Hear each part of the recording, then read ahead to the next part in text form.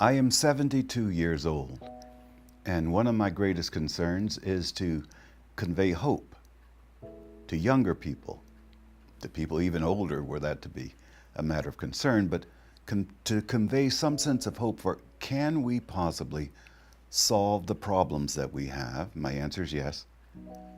And if we are to solve them in a way that comes together, coalesces into world peace, how can that be done?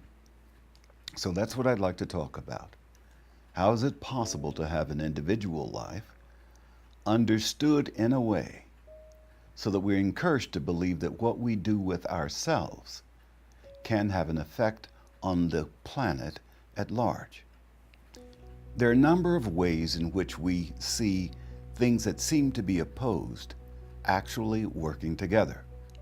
Yin and yang is one way in which we conceive that, male and female, positive, negative, up and down, chaos, cosmos.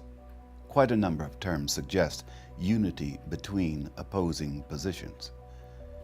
It's important to think then that the individual can also be understood as in opposition but in cooperation with the larger world.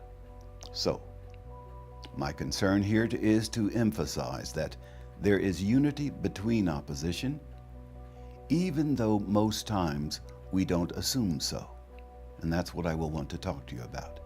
Unity in consciousness, the ups and downs, and how they can work together.